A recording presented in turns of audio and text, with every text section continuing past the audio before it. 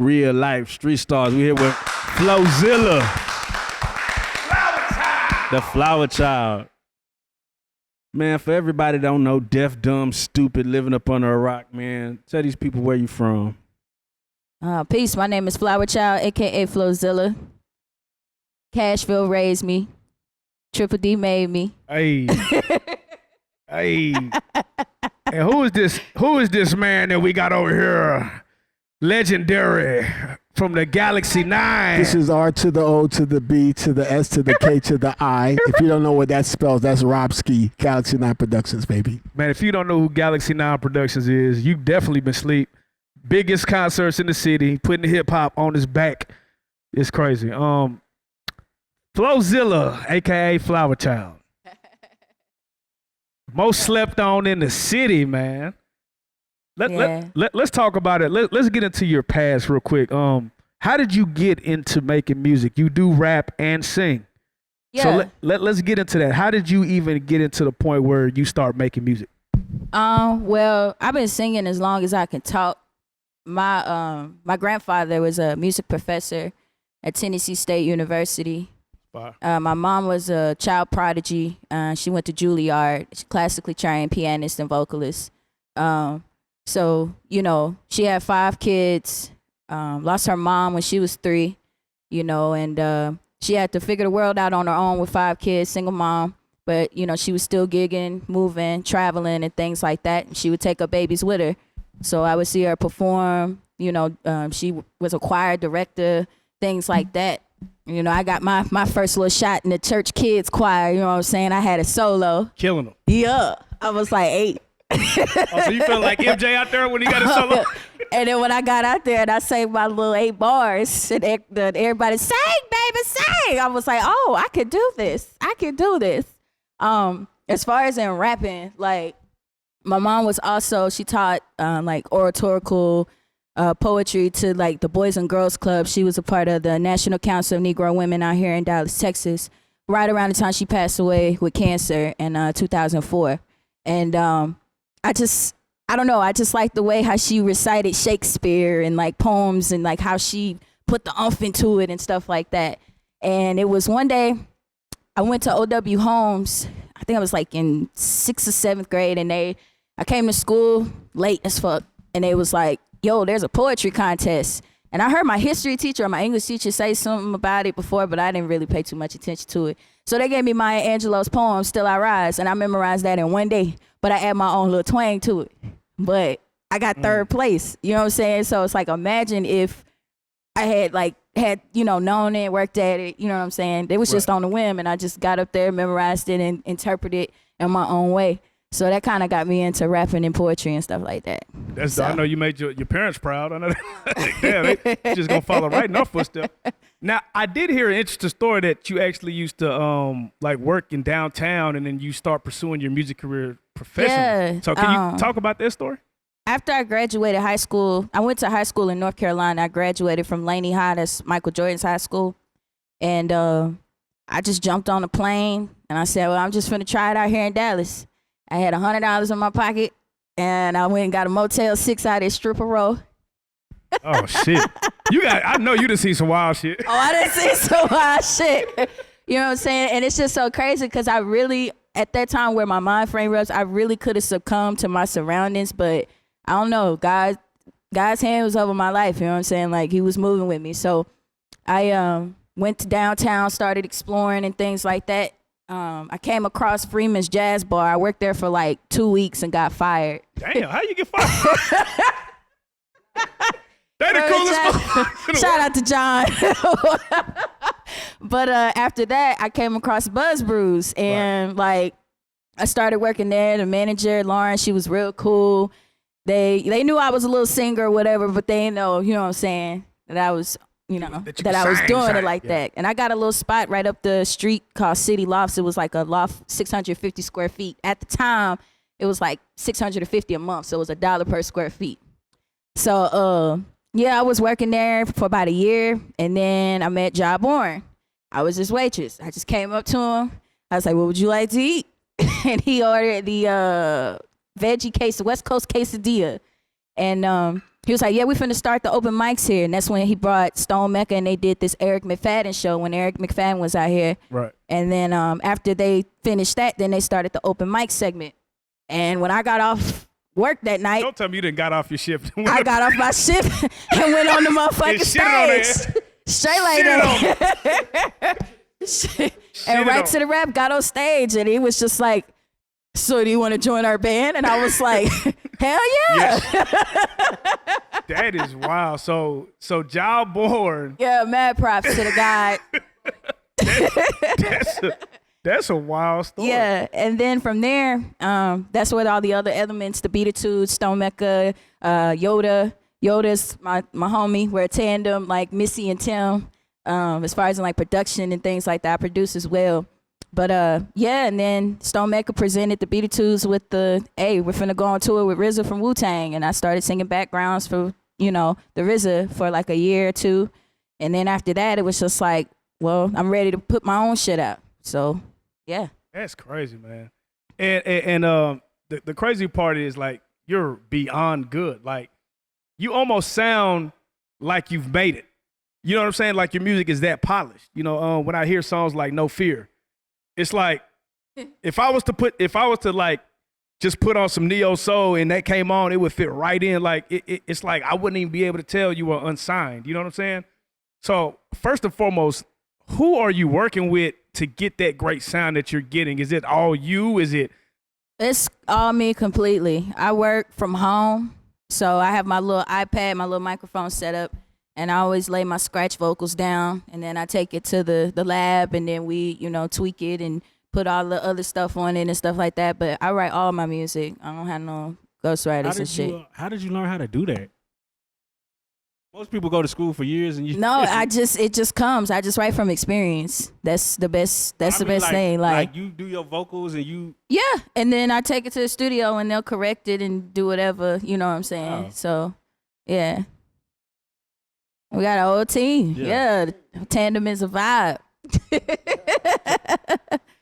So, what do you feel like your music has grown to since with all you've been through and everything you're coming into now?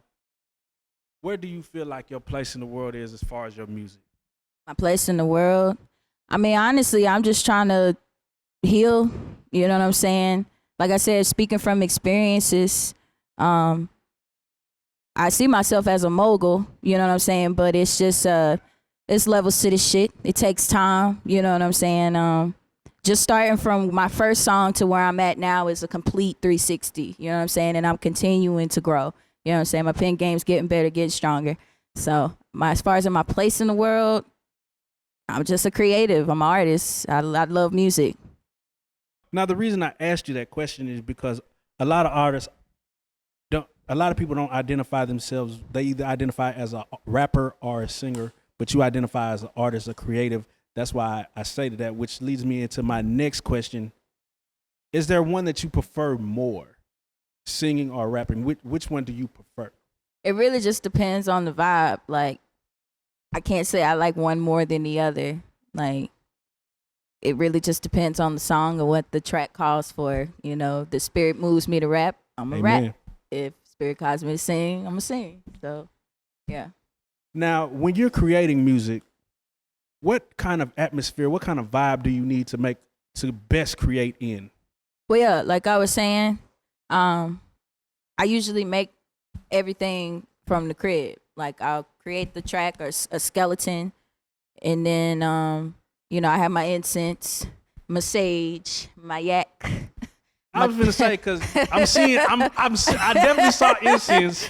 I definitely seen incense as my reefer or my issue. Your reefer? My reefer, and yeah, that's just my atmosphere. I got all the different types of incense and stuff, so it just depends. They all got different names, So I like the little lights, the LED lights you can hang it on a wall. I got little lights, Christmas lights and stuff hanging all around my room. It's got to be kind of dark, but not too light, just set the mood. Amen. I gotta ask about this because in what song was it? It wasn't Autumn Leaves. I think it was what's that other song that you had? No Fear. I think it was. You said we could sip on a latte or some wine. Then you said something about shooting your shot. Do you really shoot your shot? I do. I'm a very confident woman. If I see something and I want it, I'm gonna go for it. Like that Autumn Leaves is literally about the other perspective of shooting. You know, women are always, well, he gotta come to me first, or she gotta come to me first. But you know, I'm like, if I see it, I want it, I'm gonna get it. What is your field goal percentage? What's my what? Field goal percentage. She said I'm 100. Does burning sage really work? This way? Burning sage really work? work? Yes, of course, but you have to open all your cabinets, open your windows, open your doors. Because if you burn the sage and you let it linger on, you're just keeping those same spirits in. So once you burn it and you're collecting all that negative energy, you have a window so it blows out. You know what I'm saying? You're eradicating all that negative energy in your space. Amen. Because I be seeing negative motherfucker burning some sage. Like, motherfucker, you about to, the one that need to. you gotta go from like each corner, crevice of the household and speak your intention. You know what I'm saying? I cast out negative energy. I welcome positive energy. And you know what I'm saying? Words carry power. You know what I'm saying? And you did say you leaned on your faith during those hard times. You know what I'm saying? So is that something that's still prevalent within you right now? It's like you use your faith to carry you through? Oh, yeah, for sure. Oh, yeah. Yeah, no doubt. Now, I do got to ask you this question because Jaguar Wright did shout you out, even though she said she don't fuck with you, but she do think you're one of the most talented artists out here in DFW. She also mentioned women and the lack of protection that you guys have within this industry. You know what I'm saying? What is your personal take on doing music as a female artist, you know? Well, I will say this, and I try to go in situations with an unbiased perspective. Right. Try to see all sides of everything before I speak. Right. But just from my personal experience, I mean, I've dealt with some fuck niggas in the industry, you know, but I've also dealt with some fuck bitches too. You know what I'm saying? And I love my sisters, you know what I'm saying? But it has been some older women who have tried to try me based on, you know, my sexuality and sexual preference. And it's just like, first they want to, you know, mother me, and then they want to fuck me, you know, and it's just like, nah. You know what I mean? Like, right. But yeah, it's spaghetti been. Over there? You said what? You're trying to put the try to feed me the gumbo, the spaghetti. I'm good, auntie. I'm good, auntie. I'm good. Yeah, I'm good. You know, I'm very, very particular who food I eat too. But my experience in the industry, I've dealt with some fuck niggas.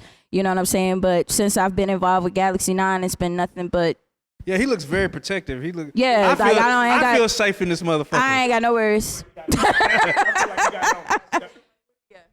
All right, for the record, okay, I'm gonna say it. All right, we don't really care if you don't fuck with us, because for every person that don't fuck with us, there's a lot more that do. Amen. You dig? I didn't mean to take the mic from you, Fly, but this is something that you said that touched me dearly. You know me.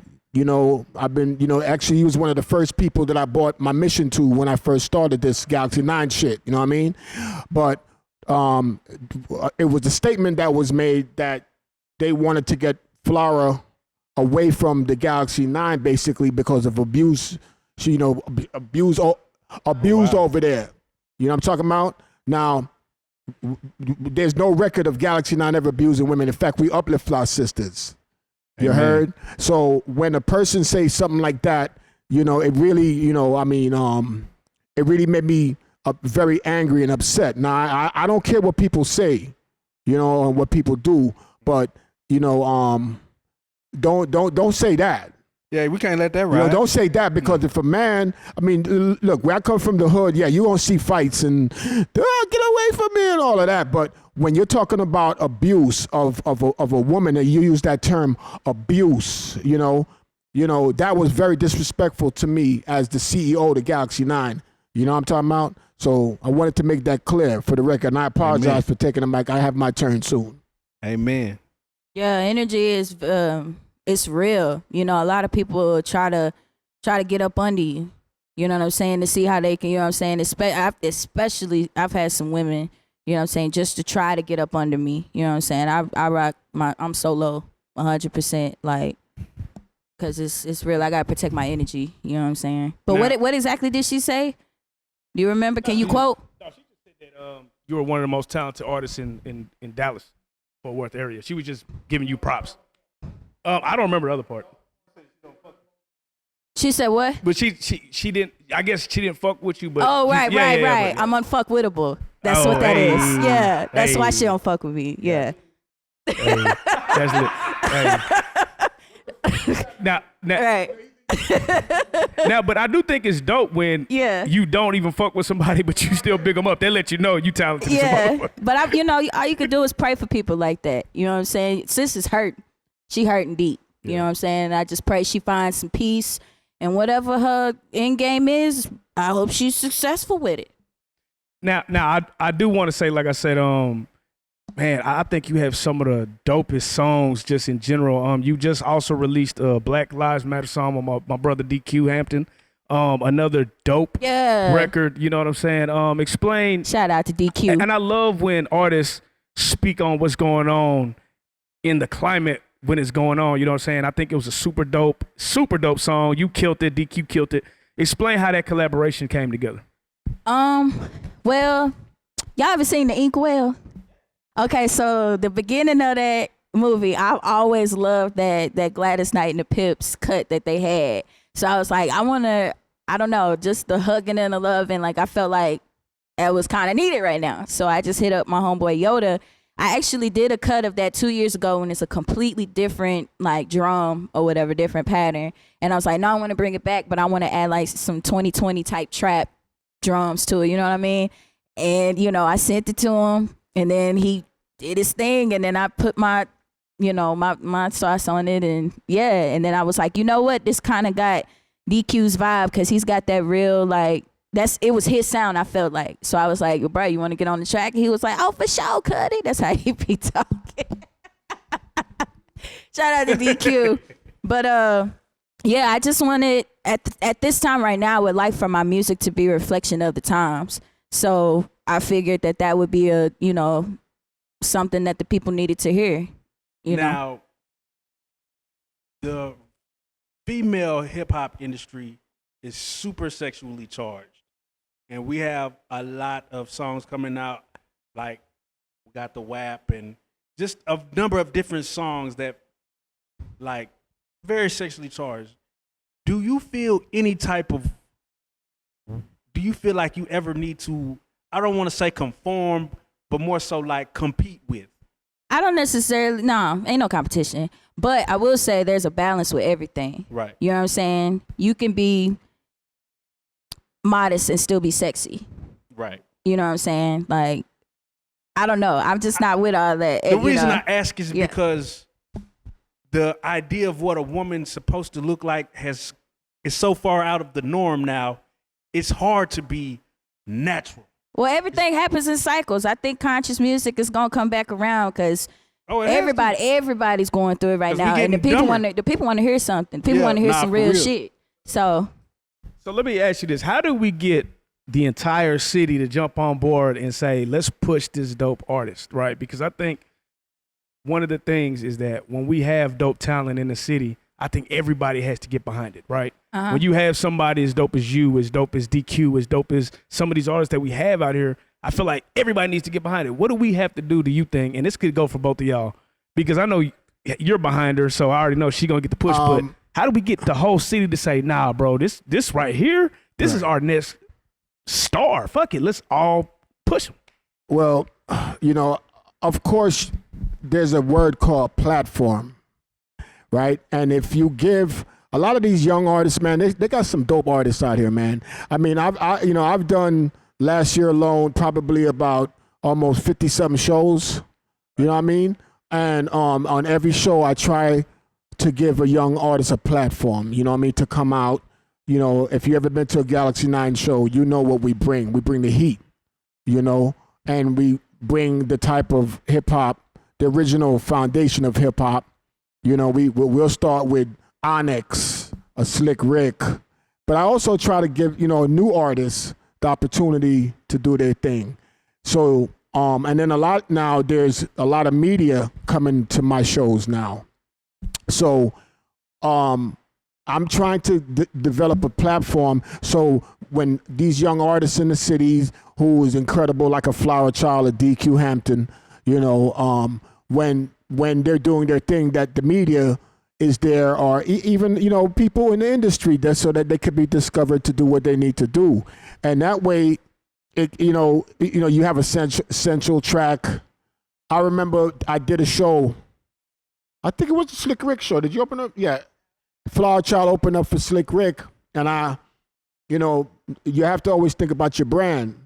So I invited a bunch of media to that show.